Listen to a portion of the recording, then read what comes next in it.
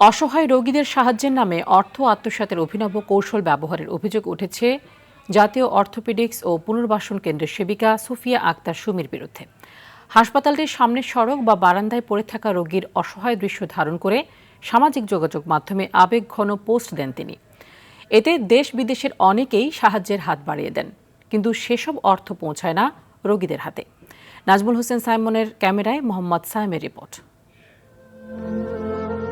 ফেসবুকে এভাবেই রাস্তা থেকে কুড়িয়ে এনে রোগীর চিকিৎসা করাচ্ছেন বা স্বজনহীন এই রিকশা চালককে ভাত খাওয়াচ্ছেন।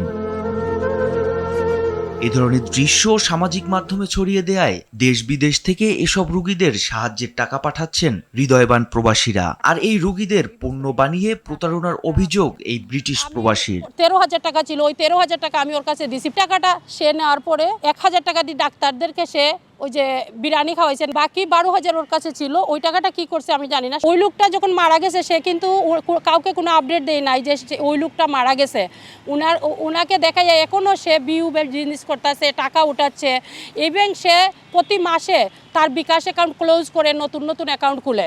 অভিযোগের সত্যতা জানতে গোপনে নিটোরের জরুরি বিভাগের 1 নং ওয়ার্ডের টিম RTV পরিচয় গোপন করে কথা বলি সুমির প্রচার করা কয়েকজন অসহায় রোগীর সাথে। টাকাটা দেওয়ার পর তো সুমিয়া পয়সা আমার জিগাও নাই যে আপনি ভালো আছেন কি না, আমার দ্বারা এই পর্যন্ত তার আসেই না। পরে কি চিকিৎসা করাচ্ছে? সে ভিডিও করে বলছে যে রাব্বি কোনো কিছু হবে, কিছু দরকার হলে আমাকে বলবে। আপনি কি দেখেন সে এখন? না।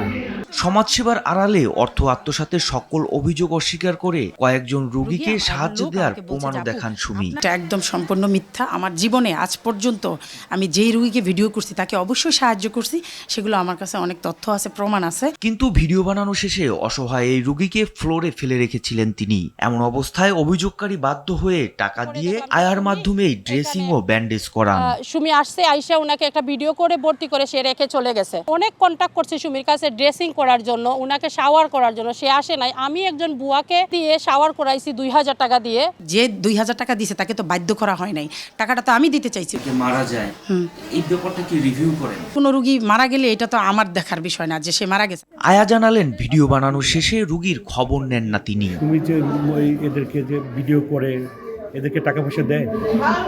ম্যাডাম আমি কি বলবো, আমার সামনে তো কোনো শুরু করে না। তবে কিছু কিছু রোগী সুমির সহায়তায় এই হাসপাতালে চিকিৎসা পেয়েছেন, করিয়েছেন অপারেশনও। পরীক্ষা নিরীক্ষা অনেক টাকা লাগছে স্যার, আমি তো অসহায় একবার কিছু পাচ্ছি না। অসহায় রোগীদের সাহায্যে হৃদয়বান ব্যক্তিরা এগিয়ে আসেন। তাদের চাওয়া দানের অর্থের সঠিক ব্যবহার। সে সিস্টেম বুঝে না, বয়স্ক মানুষ, সেটা ওনার দোষ, আমাদের তো দোষ না। মোহাম্মদ সাইম, RTV, ঢাকা।